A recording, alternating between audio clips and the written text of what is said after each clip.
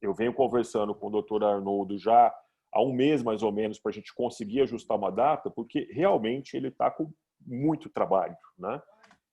Ele não só dá conta da esfera dele de milhares de processos, suponho, no juizado especial, como ele está ajudando outras varas, né? Outros juízos. Então, agradeço enormemente a disponibilidade, a presença. Aprenderemos muito hoje com você. O tema é muito importante para o nosso projeto, porque o que mais nos angustia e nos preocupa é com a execuibilidade dessa sentença depois no judiciário, né? Então, ela ser líquida, certa e exigível, e a experiência que você já detém de anos e anos será muito valiosa para nós. Muito obrigado, fica à vontade para nos brindar aí com seus conhecimentos. Boa tarde a todos. É um prazer estar aqui hoje, a convite, né, do meu querido amigo aqui, Daniel. Nós somos colegas da Faculdade de Direito da UFMG, já tem alguns anos, né, Daniel? Não somos tão mais novinhos assim. E muito me felicitou esse convite por dois motivos. Em primeiro lugar, pelo particular apreço que eu tenho pelos juizados especiais. Nesse ano de 2021, eu completei 15 anos de magistrado. E já passei pelas mais diversas comarcas, pelas mais diversas unidades judiciárias. Já fui juiz de vara exclusivamente civil, juiz de vara criminal, juiz eleitoral, juiz de vara única, de vara mista, de vara especializada criminal, de tribunal do júri. E atualmente estou como titular da 5ª Unidade Jurisdicional do Juizado Especial de Belo Horizonte. Então, sem dúvida, eu posso afirmar que hoje, onde eu me encontro, foi um dos locais em que eu mais me realizei profissionalmente nos juizados especiais. Assim, é muito angustiante para todo juiz de direito nós observarmos, a gente vê um processo iniciar, mas a gente não presenciar o final desse processo. E no juizado isso não acontece. Com todos os problemas que ainda existem, no juizado a gente vê o processo iniciar, o processo desenvolver e, principalmente, mais importante, o processo terminar. Num prazo razoável. Embora não perfeito, mas num prazo razoável. Eu fiz aqui, eu gosto de fazer essas apresentações, hoje eu vou pedir licença aos senhores para trazer alguns dados que eu acho importante da gente falar, da questão do contexto histórico dos juizados especiais, a questão da própria situação hoje da justiça. Eu não sei se eu vou conseguir aqui, eu vou tentar compartilhar alguns slides, deixa eu ver se eu consigo aqui. Isso, então, aí no compartilhar tela, aí embaixo. Isso, deixa eu ver se eu consigo aqui. Tá. Está abrindo. Isso. Está abrindo? Está abrindo, abriu para a gente. Ótimo. Eu demorei 4 meses para conseguir fazer isso. Você conseguiu de primeira. Ué, então, mas é bem parecido com o Webex, né? Legal. Deixa eu ver se eu consigo. Ok. Vocês conseguem visualizar aí? Perfeito. Do juizado especial ao procedimento arbitral. Perfeito. Então, quando a gente fala, né, de juizado especial, eu acho importante, Daniel, a gente fazer uma pequena volta no tempo, né, e vamos voltar lá para a década de 70. E essa década de 70, da época do Código de Processo Civil de 1973, lá naquela época já existia essa questão de uma inadequação da estrutura do Poder Judiciário em relação à quantidade de acervo. Via-se que os processos que tramitavam, que estavam avolumados nos caminhos, nos fóruns, eles não eram, a estrutura do Poder Judiciário não era compatível com aquela quantidade de processos. Então, foi sancionado o Código de Processo, o antigo Código de Processo Civil de 1973, que foi um código influenciado muito pelo movimento positivista, um código que sofreu uma grande influência dos juristas italianos. E naquela época, esse Código de Processo Civil era visto como um código perfeito, um código que poderia ser a solução para esse problema de acervo de demanda do Poder Judiciário, em falta dessa estrutura. Então, já se falava, lá naquela época, na década de 70, nessa crise do Poder Judiciário. Isso era decorrente de quê? De vários fatores, né? Da falta de estrutura adequada do Poder Judiciário. À época, não existia um tratamento legislativo para as demandas coletivas, o que só veio ocorrer anos depois. E, principalmente, não existia um tratamento processual adequado para as chamadas pequenas causas, causas de menor complexidade. Isso tudo gerava um acúmulo de serviços. E deveu-se, principalmente, aos juízes do Rio Grande do Sul, que foram pioneiros na questão de uma forma alternativa de solução desses conflitos. Esses juízes, na década de 80, eles criaram, de uma maneira muito informal, os conselhos de conciliação e arbitramento. Isso no Rio Grande do Sul. E essas reuniões, elas ocorriam, né, de uma maneira muito informal nas garagens dos fóruns, nos depósitos. E essa experiência, ela foi fantástica, porque possibilitou, embora não existisse nenhuma lei regulando essa matéria, isso possibilitou que as partes pudessem chegar a uma solução através da conciliação, da mediação. E essa experiência, ela foi tão produtiva que despertou o interesse do legislador, onde foi criada e posteriormente sancionada a Lei 7.244, de 84, que regulamentou a questão dos juizados especiais de pequena causa.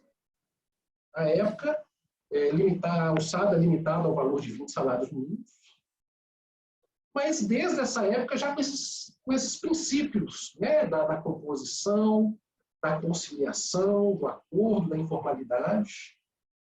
E essa experiência em relação às pequenas causas deu tão certo que o Constituinte, da nossa Carta Magna de 1988, acaba por dar um foro constitucional aos juizados especiais, onde se previu pela primeira vez, expressamente na Constituição, o juizado de pequenas causas e os juizados cíveis e criminais, tendo como fundamento a conciliação, o julgamento e a execução dessas causas de menor potencial, de crimes de menor potencial ofensivo e causas cíveis de menor complexidade. Então, pela primeira vez, os juizados especiais, eles adquiriram um foro constitucional com a nossa Constituição de 88. Permaneceu essa falta de uma legislação específica, a Constituição determinou, né, que fossem criados através de lei específica a questão do juizado. E em 1995, surge, então, é sancionada, então, a Lei 9.099, de 1995, que inovou a partir do momento em que passa a regulamentar de um modo mais completo a questão dos juizados especiais, aumenta o valor de alçada de 20 para 40 salários mínimos e institui a questão do crime de menor potencial ofensivo, ou seja, estendendo os juizados especiais, inclusive para a seara criminal. No meu entender, assim, isso implicou em uma verdadeira revolução do próprio procedimento existente, né, na medida em que já existia, já se falava à época numa certa marginalização de acesso à justiça. As pessoas, principalmente os mais humildes financeiramente, muitas vezes não tinham condição de sequer acessar o Poder Judiciário. E isso, inclusive, foi propiciado, né, na questão do jus postulante, naquelas causas de até 20 salários mínimos, que a parte, independentemente da assistência de advogado, elas passaram a contar com a possibilidade de recorrerem ao Poder Judiciário para fins de fazer prevalecer os seus direitos. Então, hoje, nós vamos limitar a nossa exposição relativamente à Lei 9.099, que é o que nos interessa, principalmente levando em consideração o termo de cooperação que foi celebrado entre o Tribunal de Justiça do Estado de Minas Gerais e o Centro Universitário UNA, mas a gente poderia deixar de dizer, e eu acho importante contextualizar a questão da história dos juizados especiais. Então, em 88, adquiriu-se um foro constitucional. Em 95, foi sancionada a Lei 9.099.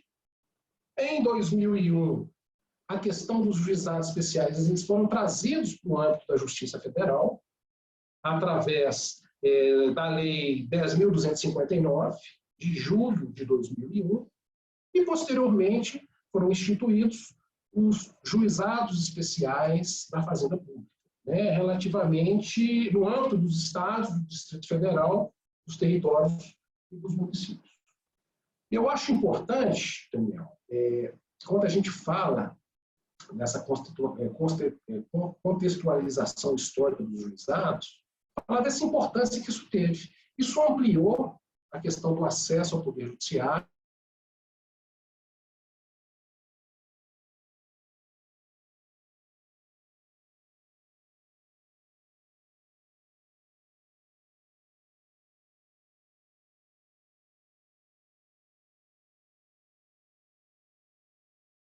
especiais. E hoje, essa competência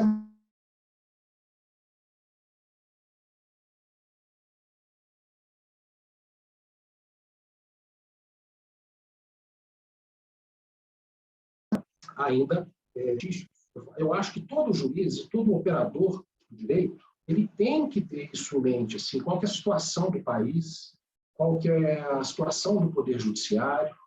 E o Conselho Nacional de Justiça, na medida em que ele passou a publicar esses dados estatísticos, eu acho que são dados importantíssimos, porque às vezes a gente não tem conhecimento. Então, todo juiz, todo gestor do tribunal, eu acho que ele tem que conhecer, e os operadores do direito, alguns números. Por exemplo, nesse primeiro gráfico aqui, se a gente observar, em relação à justiça brasileira, 64,5% refere-se à justiça estadual. É a justiça que está mais próxima do cidadão. E se nós observarmos nesse segundo diagrama aqui, os juizados especiais, a estrutura dos juizados especiais, ela equivale apenas a 13% da justiça estadual. Então, se nós olharmos aqui, agora em relação à justiça estadual, se a gente pega o chamado juízo comum, a estrutura é muito maior. O comparativo, assim, isso no Brasil, existem 2.347 unidades judiciárias referentes a varas cíveis exclusivas. Quando a gente pega lá no juizado especial, esse número passa para 454. Ou seja, a estrutura do juizado ainda é pequena frente ao Poder Judiciário brasileiro, dentro da estrutura do Poder Judiciário brasileiro.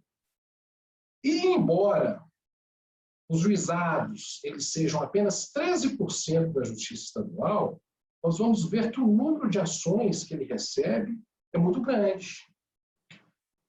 Estatísticas de 2020 do CNJ, da Justiça em Números.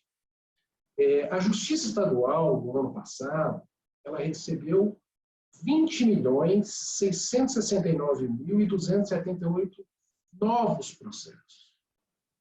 Ou seja, 68,4% de todos os processos que foram distribuídos no Brasil vieram para a Justiça Estadual. E, embora a Justiça Estadual tenha recebido 20 milhões, quase 21 milhões de novos casos, quase 30% desses casos, quando a gente considera o número dos processos distribuídos ao juizado especial e os processos que foram para as turmas recursais, quase 30% do acervo da Justiça Estadual ele foi para o juizado especial. Então, se a gente pensar, a estrutura do juizado ela equivale a 13% da Justiça Estadual. Mas os juizados respondem com mais ou quase com 30% dos processos que estão recebendo a cada ano da Justiça Estadual. A eficiência do juizado especial, aqui eu não discuto as razões, mas, enfim, não há dúvida que a Justiça Estadual, que o juizado especial é uma justiça mais séria. Em média, uma sentença na fase de conhecimento, isso são dados do CNJ. Em média, uma sentença é proferida, na fase de conhecimento, é proferida nos juizados especiais em 9 meses. Quando a gente considera uma sentença, inclusive na fase de execução, esse prazo aumenta para 1 ano e 7 meses. A realidade da justiça comum, assim chamada, é diferente. Na justiça comum, uma sentença, em média, é proferida depois de 2 anos e 4 meses. Quando a gente leva em consideração a fase executiva, a execução, depois de 6 anos. Então, não há dúvida de que os juizados eles vieram em muito boa hora. Não há dúvida de que a solução desse problema de acervo, entre elas, passa pela questão da estruturação dos juizados especiais. E não há dúvida de que nós temos que implementar outras formas e formas alternativas da solução desses conflitos que nos são apresentados diariamente. Então, passemos, então, achei importante falar desses números, mas passemos, então, a tratar dos juizados especiais, que é aquilo que nos interessa. Eu aproveito a oportunidade assim, para parabenizar o professor Daniel pela iniciativa que ele teve de correr atrás desse convênio de cooperação técnica entre o Tribunal de Justiça de Minas Gerais e o Centro Universitário Luna, que foi celebrado no último dia 10 de junho desse ano. Eu tive o privilégio de ter a minha unidade judiciária escolhida para participar desse projeto. Esse projeto piloto vai ser implementado na 5ª unidade jurisdicional, onde eu sou titular, e na 33ª Vara Civil de Belo Horizonte. Então, vamos falar um pouquinho da parte que específica em relação à minha unidade, aos juizados especiais. Então, nós vimos que a Constituição Federal de 1998, ela já estabeleceu o primeiro critério caracterizador da questão dos juizados especiais, que é a questão causas cíveis de menor complexidade. E o que é que se entende por menor complexidade? Hoje, não existe dúvida de que essa menor complexidade ela não se trata de complexidade jurídica. Eu acho que todos os processos eles possuem suas peculiaridades e suas complexidades. Mas quando o Constituinte estabeleceu esse critério balizador dos juizados, ao estabelecer a menor complexidade, essa menor complexidade se refere ao artigo 98 da Constituição, é a menor complexidade probatória. Hoje já existe enunciado do FONAGE, que é o Fórum Nacional dos Juízes, dos Juizados Especiais. Então, hoje não há dúvida, e essa questão da complexidade hoje ela foi pacificada pelos tribunais. Então, o que se espera quando se fala em menor complexidade? Nós estamos nos referindo a essa dificuldade probatória. Como o juizado ele é orientado por alguns princípios específicos, entre eles a questão da celeridade, da simplicidade, nós não podemos admitir, inclusive para fins da arbitragem, causas que sejam complexas do ponto de vista probatório. Em Minas Gerais, especificamente em relação aos juizados, não há como realizarmos na prática uma perícia, e por várias razões. A primeira delas, que é a mais óbvia, é que não existem custas judiciais na primeira instância, no procedimento da Lei 9.099.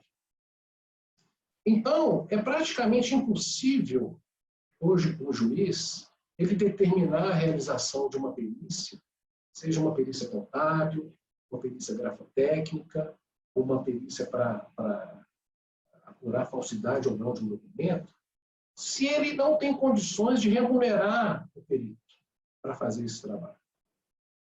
As partes estão amparadas pela inexistência de cobrança de custas nos juizados especiais. E, embora, isso eu acho até um erro, embora o Tribunal de Justiça ele tenha instituído um banco de peritos a serem remunerados pelo Fundo do Poder Judiciário, não previu esse normativo do tribunal a questão da remuneração do perito, especificamente em relação aos juizados cíveis. Hoje, no juizado da Fazenda Pública, aqui de Minas Gerais, os peritos eles podem ser remunerados pelo Fundo do Poder Judiciário. Existe essa previsão. Então, o colega meu que atua numa vara de fazenda, ele pode determinar a questão a gente não fala em perícia, mas uma perícia informal nos juizados, às vezes até a nomeação de um perito para apurar eventual incapacidade em concurso público. Ele consegue remunerar o perito com o Fundo do Poder Judiciário. Mas não existe previsão normativa de que o mesmo possa ser feito nas unidades judiciárias dos juizados especiais cíveis. Então, isso é um problema que a gente enfrenta, né? Seja por opção do constituinte, de que os juizados eles são competentes para julgar as causas de menor complexidade, e seja pela própria falta de estrutura. O fato é que nós, hoje, atualmente, nós não temos condições materiais de realizar essas perícias, mesmo que informais, nos juizados. E essa Lei 9.099, quebrando esse paradigma, esse anterior paradigma, estabeleceu qual seria o procedimento dos juizados especiais. Então, hoje, os juizados especiais cíveis, eles são competentes para processar e julgar aquelas causas de até 40 salários mínimos. Há necessidade da intervenção e participação do advogado, aquelas causas superiores a 20 salários. O próprio Supremo Tribunal Federal entendeu que a dispensa de advogado nas causas de até 20 salários mínimos ela é constitucional, ou seja, então, hoje a parte, mesmo sem o advogado, ela consegue fazer a termação e o ajuizamento de uma ação dos juizados especiais cíveis, independentemente da assistência de advogado. Pelo processo judicial eletrônico, inclusive, isso ficou muito mais fácil, porque mesmo a parte que não seja advogada, que acaso ela tenha um certificado digital, ela consegue distribuir essas ações nos juizados especiais. Então, isso democratizou a questão do acesso à justiça, mas a opção pela Lei 9.099, a opção pelo procedimento do juizado especial, é de natureza facultativa. A parte não é obrigada a optar pelo procedimento da Lei 9.099. Ela, se preferir, pode ajuizar essa ação na Justiça Comum. Inclusive, a própria legislação, a própria Lei 9.099, ela estabelece de uma maneira categórica que a opção pelo procedimento da Lei 9.099, ela implica em renúncia ao crédito que exceder o limite de 40 salários mínimos, salvo na hipótese de conciliação entre as partes. Não existe limite para fins de composição da alçada dos juizados. As partes podem fazer acordos de R$100 mil, R$200 mil, sem que isso ofenda o espírito da lei.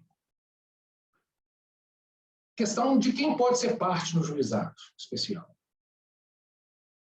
Hoje em dia, hoje quem pode optar pelo juizado especial são aquelas pessoas expressamente elencadas na lei. Não podem ser partes a questão do incapaz, ou seja, o menor, mesmo assistido ou representado, ele não pode ser parte do juizado especial. O preso, ele não pode ser parte. E aqui tem uma particularidade, na verdade, o próprio Código de Processo Civil estabelece que ao preso ele deve ser nomeado um curador especial, que já de início vai de encontro contra todos os princípios do juizado especial, né? Que é o princípio da celeridade, o princípio da informalidade. Então, a nomeação de um curador especial, ela não é condizente com os princípios do juizado especial. A razão disso é que o preso também não pode ser parte dos juizados. Houve uma mudança em relação às questões da fazenda pública, da União, das varas do Estado, do município ser parte ou não. Isso, a Lei 9.099, ela, na verdade, essa parte ela deixou de ser aplicável em razão da legislação superveniente, da Lei 10.259, da Lei 12.135, né, que regulamentaram, que disporam sobre os juizados federais e os juizados da Fazenda Pública no âmbito do Estado. As causas têm que ser de até 40 salários mínimos. Existe a obrigação das partes comparecerem pessoalmente às audiências, que decorre do próprio dispositivo da lei. Sempre é bom relembrar a questão dos princípios, esses princípios da oralidade, simplicidade, informalidade, economia processual, celeridade, principalmente a conciliação. Eles são aqueles expressos no artigo 2º da Lei 9.099. Eu acho que nem precisa ressaltar que esses princípios não excluem outros, né, que não estejam na lei, o princípio do contraditório, da ampla defesa, da razoável duração do processo, o princípio da eficiência. Em relação ao procedimento, como é que funciona no juizado especial? A parte, ela vai ajuizar uma ação, seja através do seu próprio certificado digital, seja através do seu advogado, ou se não tiver meios tecnológicos, ela pode comparecer no setor de conciliação, onde o seu pedido vai ser autuado, materializado pelo setor de atermação, pelo atermador. Distribuída essa ação, é feita a designação de uma audiência de conciliação, para a qual a parte ré vai ser citada a comparecer. Não havendo conciliação, o réu apresenta nessa audiência a matéria de defesa que porventura tiver. Eu gostaria de chamar a atenção, especificamente para uma legislação, uma mudança que teve para a Lei 9.099, recente, que estabeleceu no procedimento da Lei 9.099 a questão do emprego tecnológico para a realização das audiências. Embora já previsto no Código de Processo Civil, a Lei 13.994 de 2020, ela estabeleceu que a conciliação não presencial ela pode ser realizada através dos meios tecnológicos de transmissão de som e imagens em tempo real. Ela é chamada audiência virtual. Então, hoje a audiência virtual ela é expressamente prevista na Lei 9.099.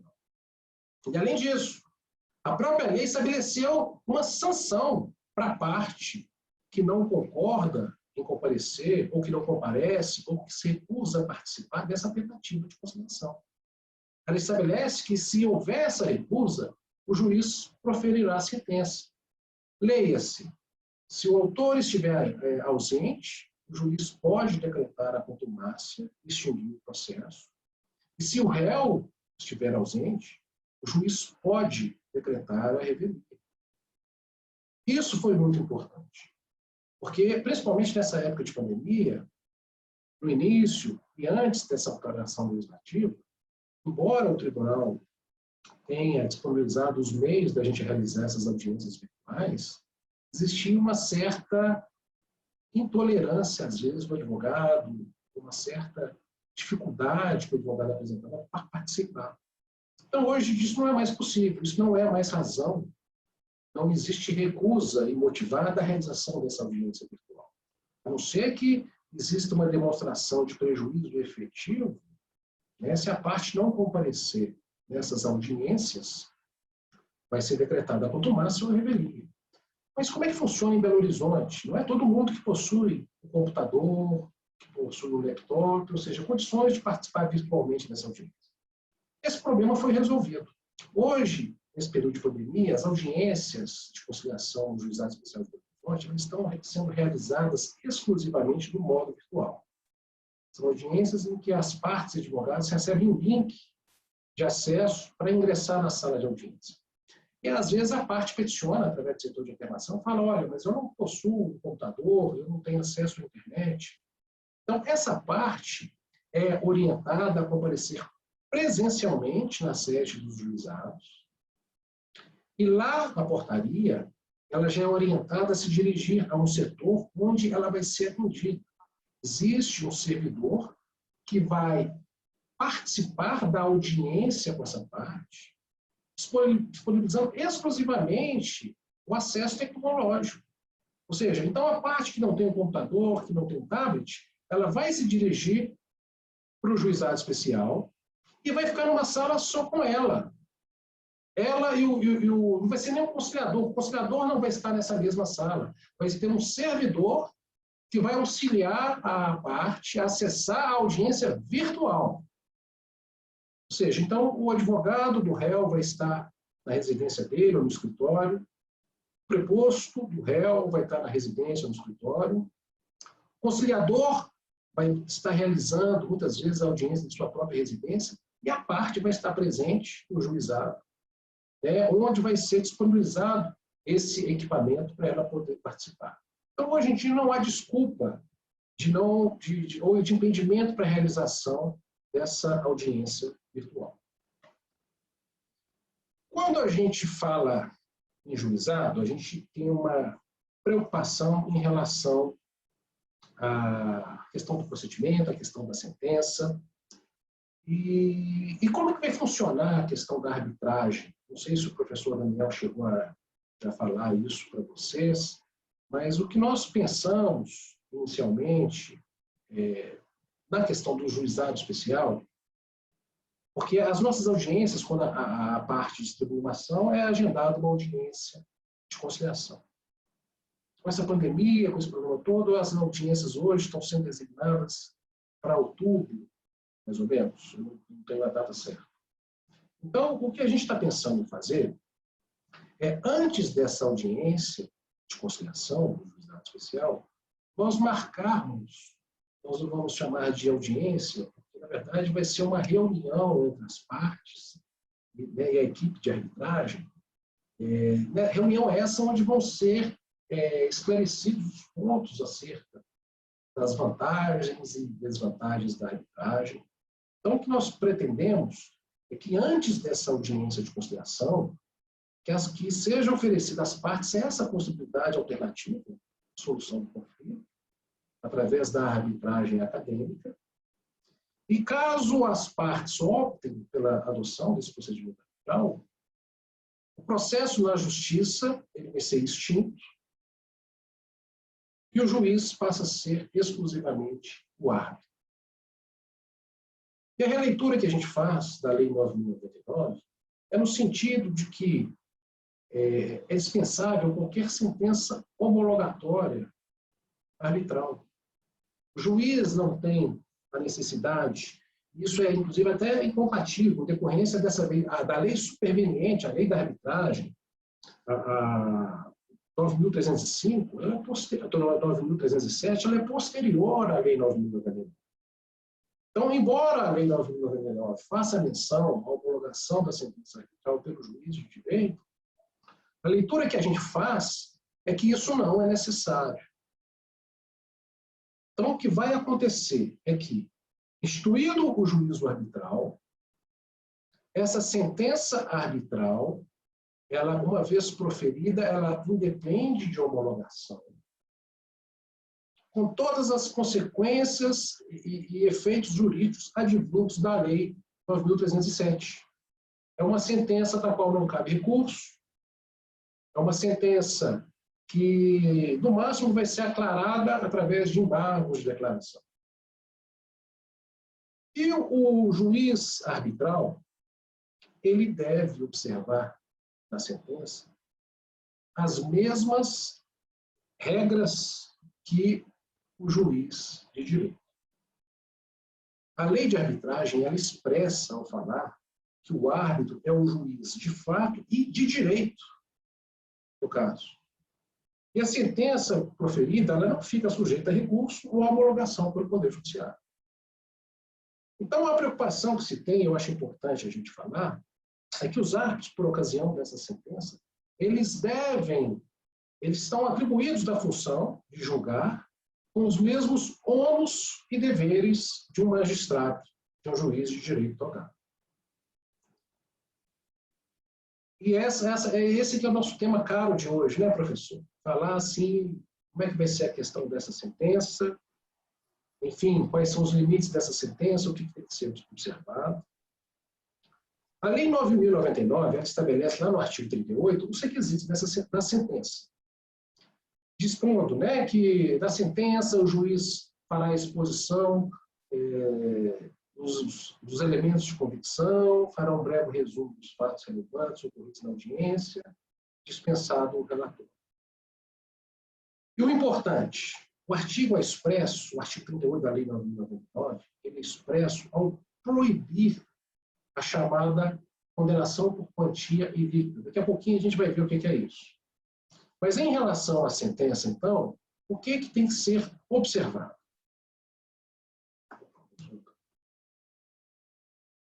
O que tem que ser observado? Em primeiro lugar, o árbitro ele deve fazer o resumo dos fatos.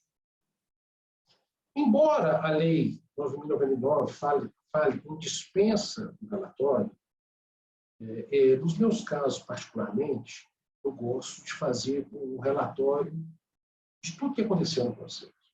Eu acho importante que esse relatório, primeiro, ele não é proibido pela Lei 9.099, ele é dispensável. No entanto, esse relatório, ele traz muitos subsídios para quem está decidindo.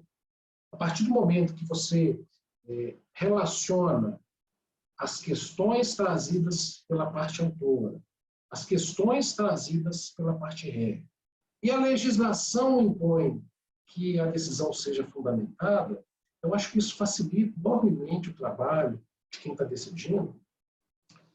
Fazer constar isso no relatório, o que está sendo alegado pelo autor, o que está sendo alegado pelo réu. Ou seja, então, embora dispensável o relatório pela 9.099, eu particularmente aconselho, né, que vocês façam a questão do relatório, tal como na Justiça Comum, de uma maneira mais breve, óbvia, né, mais simples, mais informal, mas de que o importante seja relatado, né, nesse relatório, conste nesse relatório, as teses que devem ser enfrentadas, os pontos controvertidos, enfim, qual que é o objeto de discussão do processo, quais são as teses de defesa, quais são as teses autorais, para que vocês possam, na etapa seguinte, que é a fundamentação, acolher ou rejeitar o que está sendo pedido ou o que está sendo falado pela defesa.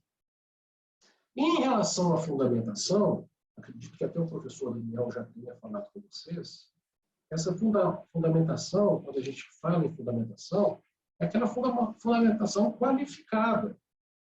Hoje não basta o juiz julgar desse ou daquele jeito porque acha certo ou errado. Na verdade, nós temos que expor para as partes por que estamos acolhendo ou por que estamos rejeitando determinado pedido com base na fundamentação qualificada.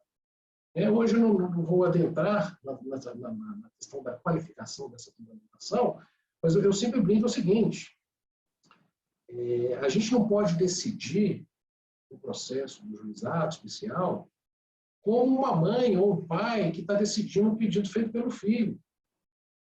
O filho pequeno chega para a mãe e fala, mãe, eu posso ir no parquinho? A mãe fala, não.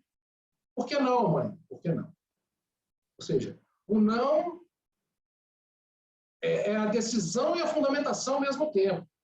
E o juiz, quando vai decidir, ele não pode fazer isso. Não é sim porque sim, não porque não. Na verdade, o juiz tem que explicar porque sim ou porque não.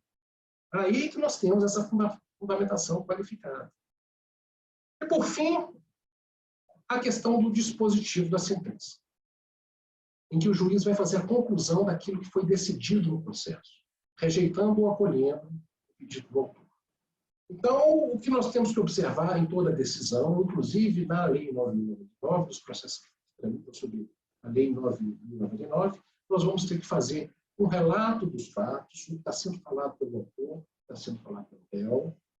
Em seguida, nós vamos ter que enfrentar cada uma dessas questões. Nós analisaremos as preliminares, né? E, se for possível, nós passaremos ao exame do mérito desse processo, através da fundamentação. Na Lei 9.099, em específico, o princípio da irrecorribilidade dessas decisões interlocutórias. Então, não existe agravo de instrumento no juizado especial cível, diferentemente do juizado da fazenda, mas no cível não existe agravo de instrumento. Então, as questões preliminares, diferentemente do que acontece no Código de Processo Civil, elas não são analisadas no despacho saneador, mas são analisadas e enfrentadas por ocasião da sentença. Então, é na sentença, por ocasião da sentença, que o árbitro ou o juiz, ele vai enfrentar todas essas questões, acolhendo ou rejeitando o pedido do autor. E, por fim, né, o dispositivo que vai ser exatamente essa parte conclusiva da sentença, em que vai acolher ou rejeitar o pedido do autor. Vamos falar um pouquinho, então, sobre a questão da liquidez dessa sentença. A lei do juizado é expressa no sentido de que não é possível sentença ilíquida. Enfim, o que é uma sentença ilíquida? Sentença ilíquida é aquela que não estipula o valor da condenação. O valor a ser suportado pelo réu na hipótese de eventual condenação. Então, impõe-se que o juiz, por ocasião da sentença, preferencialmente, ele fixe na sentença o valor da condenação, estipulando, inclusive, os critérios de correção desse valor. Isso é imprescindível nos juizados especiais. Embora se admita o pedido genérico nos juizados especiais, não se admite essa questão, a questão da sentença líquida. É muito comum na justiça convencional, na justiça estadual, quando a parte ela ajuiza uma ação, por exemplo, de reparação de danos. Na fase de conhecimento, o juiz ele realmente reconhece que a parte sofreu os danos, mas ele verifica que a dimensão desses danos ainda não foi definida. Ou seja, embora certos quanto à ocorrência, os danos ainda não foram dimensionados quanto à sua extensão. Então, este seria um típico caso em que a parte teria que promover a chamada liquidação de sentença. Na legislação anterior, liquidação por artigos ou por arbitramento, né? Basicamente manteve-se na atual legislação com uma nova denominação de liquidação comum, do procedimento comum. Mas o que significa isso? Significa que, para início da execução, é necessário que o valor a ser pago esteja definido. Então, esse procedimento de liquidação por artigo ou por arbitramento, ele é impossível nas ações dos juizados especiais. Um caso muito comum, que a gente depara a todo momento, são partes que ajuizam uma ação, por exemplo, uma ação de despejo. O imóvel está ainda ocupado. Pela Lei 9.099, a única ação de despejo cabível seria a ação de despejo para uso próprio. Mas a gente tenta, né, como a lei não é taxativa, a gente tenta aproveitar o procedimento da Lei 9.099 em todos os casos, né, em que isso é possível. Mas, particularmente em relação a uma ação de despejo, por exemplo, Então, quando a parte ajuiza uma ação de despejo com a cobrança, essa eventual cobrança ela ainda é indefinida. O valor que o réu vai ser eventualmente condenado a pagar, ele é ainda indefinido. Na verdade, a apuração desse valor depende de um fato futuro incerto, que é a questão da entrega do imóvel. Então, a gente não sabe até que ponto, qual que vai ser a data dessa entrega, qual que é o valor que ele vai ser condenado. Então, a própria lei 9.099 proíbe o juiz, fala, olha, condena o réu ao pagamento dos aluguéis devidos até efetiva da ocupação do imóvel. São casos tipo de sentença ilícita. A gente sabe que o locador tem um crédito a receber, mas a gente ainda não tem a dimensão do valor desse crédito, e a apuração desse crédito depende de evento futuro. Então, isso não é possível no juizado especial. Então, temos que observar isso bem. Na hora de sentenciarmos, é extremamente aconselhável que o juiz já fixe na sentença, que o árbitro já fixe na sentença, o valor objeto de condenação, o valor que vai ser restituído, o valor que o réu, a cujo pagamento vai ser condenado, estabelecendo, além do valor, os critérios de correção e os critérios de incidência de juros sobre esse valor. Então, na sentença temos que fixar o valor da condenação, estabelecer qual que vai ser o fator de correção monetária utilizado. No juizado especial, nós geralmente utilizamos os índices de correção monetária divulgados pela própria Corregedoria de Justiça. Nós temos que estabelecer a data de início de incidência dessa correção monetária. Temos também que estabelecer os juros moratórios e o termo inicial de incidência desses juros moratórios. Quando a gente estuda na faculdade, nós aprendemos lá que a sentença judicial é um título, toda sentença judicial é um título executivo. Mas será que é isso mesmo? Assim, eu tenho minhas dúvidas. Não é toda sentença que ela é um título executivo. Ela tem condições de vir a ser. Mas a sentença ilícita, por exemplo, não são requisitos da execução, a questão da liquidez, certeza e exigibilidade. Então, uma sentença judicial, esse entendimento do Superior Tribunal de Justiça, ele fala o seguinte, que embora tornado certo pelo trânsito em julgado da sentença no processo de conhecimento, o título, a sentença judicial, ela só pode ser executada quando também tornado título líquido. Ou seja, então, só vamos poder executar aquele título judicial que for líquido, que não existir um valor que ainda dependa de liquidação. Só podemos executar um valor que seja certo e que seja líquido e exigível. Então, essa liquidez ela é imprescindível nos juizados especiais. Então, temos que atentar para essa impossibilidade de proferirmos sentenças líquidas. E as sentenças serão líquidas, isso é, a solução final ela deve contar com os valores apurados no processo. Então, não é permitido, em sede de juizados especiais, aquelas hipóteses de liquidação previstas no Código de Processo Civil, que é a liquidação por arbitramento ou liquidação por artigos. Agora, uma coisa importante. Quando a gente fala a respeito de liquidez da sentença, não deixa de ser ilíquida, não deixa de ser líquida aquela sentença cuja apuração de valores depende de simples cálculo aritmético. Isso não torna a sentença ilíquida. Então, quando a própria parte, quando a própria sentença estabelece os critérios de correção, e esses critérios de correção, eles podem ser feitos e apurados pela própria parte, não existe nenhuma iliquidez a impossibilitar a adoção do procedimento da Lei 9.099. E isso é jurisprudência do Superior Tribunal de Justiça.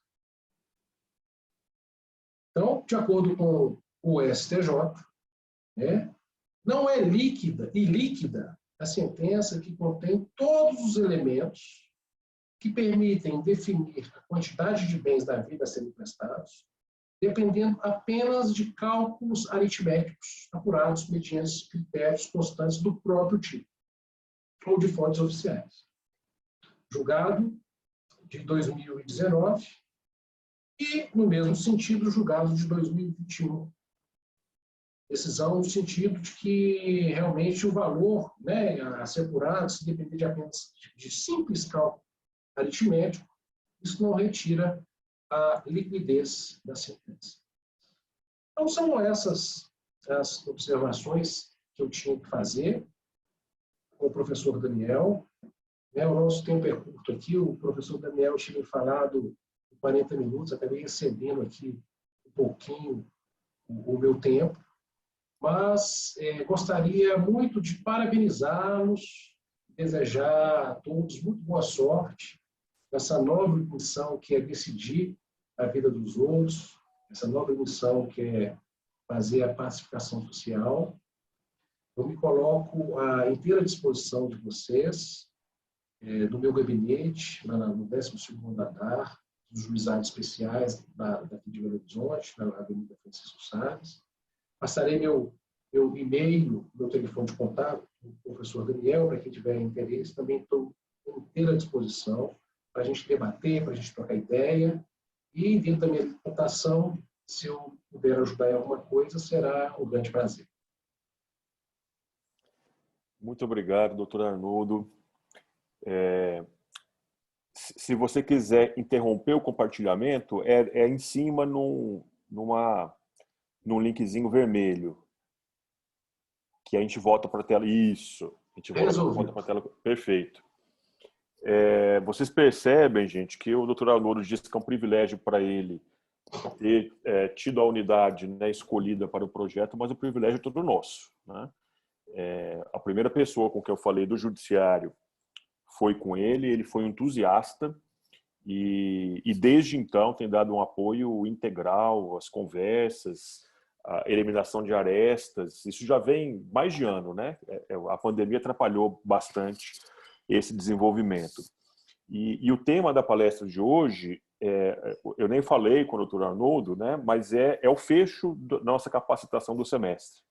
A gente tem já 3 semestres de estudo da arbitragem para que a gente implemente, né, o projeto na prática, e hoje é o último encontro do semestre. A partir de agora a gente vai tentar prospectar os casos e atuar. E foi com muito brilho, foi sensacional. O debate é muito proveitoso para a gente. Lógico, com algumas adaptações pontuais, né? Então, por exemplo, o relatório, a gente, embora no juizado seja dispensado, e o próprio doutor Arnoldo disse que prefere fazer o relatório, o que é muito bem-vindo. No nosso caso, vai ser obrigatório porque a gente vai trabalhar com precedentes, né? Então, para fazer a distinção, a gente tem que usar. Mas, de maneira geral, essa expertise e esses entendimentos que o doutor Arnoldo trouxe para a gente, eles são praticamente todos replicáveis para o nosso projeto e realmente é algo muito desafiador julgar, né? É muito difícil e vai ser um aprendizado para todos nós. São só elogios no chat e eu gostaria de apresentá-lo, doutor Arnoldo, a minha parceira. Assim como você foi o primeiro do judiciário a incorporar e apoiar o projeto, eu tenho uma referência em arbitragem. E foi a primeira pessoa que eu consultei quando eu comecei a bolar isso, e é parceira desde então e está junto comigo em todas as etapas aí do projeto, que é a professora Camila Linhares. Ela é há mais de 10 anos árbitra e ela é referência no grupo Ânima de arbitragem. Está aqui conosco e gostaria de apresentá-la. Camila, você está aí? Estou aqui quietinha, escutando desde o início, né, as sábias palavras do Dr. Arnoldo. Hoje eu entrei aqui, Dr. Arnoldo, só em nome do Grupo Ânima, Arnoldo, desculpa. De agradecer a parceria de primeira hora, agradecer sua contribuição. O professor Daniel me falou que desde o primeiro momento você não só foi cordial, como abraçou a ideia e assumiu a responsabilidade de irmos juntos.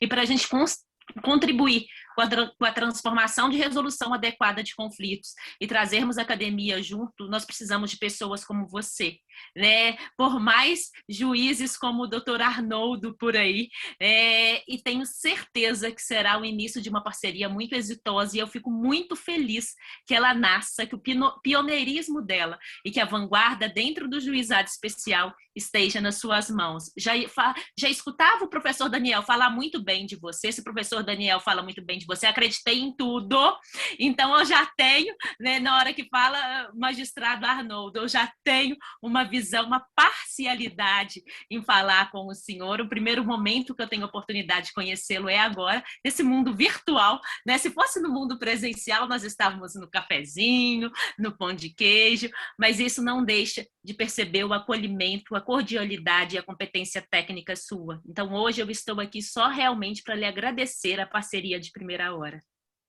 Oi, Camila. O prazer em conhecê-la é meu e a honra de participar desse projeto piloto igualmente. Eu falo, me senti lisonjeado, né, de poder participar dessa empreitada. Eu tenho certeza que vai ser uma empreitada de muito sucesso, é um projeto pioneiro no Brasil, e muito feliz, né, de juntamente com a 33ª Vara Civil, né, o doutor Daniel e o tribunal terem escolhido a 5ª unidade para a implementação desse projeto piloto. E me coloco à disposição de todos, da UNA, do professor Daniel, e principalmente dos estudantes, né, para que possamos juntos trabalharmos e desenvolvermos esse projeto. Muito obrigada. E falou, tá gravado, Rose. Você anotou aí à disposição, entendeu? Agora o doutor Arnoldo não tem nem como. Eu acho que ele não vai querer mudar de ideia, mas agora não tem como mudar de ideia, que tem um tanto de testemunho, né? E reitero o que o professor Daniel falou, né, no chat, são só agradecimentos. E eu fui muito feliz de nós fecharmos esse momento. Não deixa de ser um momento histórico em relação à capacitação prática acerca da arbitragem, termos você aqui conosco para fechar esse semestre. Muito obrigado, Camila. Doutor Arnoldo, muito obrigado novamente. Nós sabemos, a gente conversou no comecinho, para quem não estava aí, né, que o doutor Arnoldo está com uma agenda muito lotada, muito trabalho e atuando, inclusive, em juízos, para além do juízo originário dele, e o tempo dele é muito precioso. Mesmo assim, ele nos brindou com essa magnífica palestra, que será disponibilizada, inclusive, depois nos canais do NUSC. Mas agradecemos enormemente. E agora, daqui em diante, mãos à obra para a gente desjudicializar, né? E nos ajudarmos conjuntamente. Um grande abraço. Grande abraço, professor. Grande abraço a todos.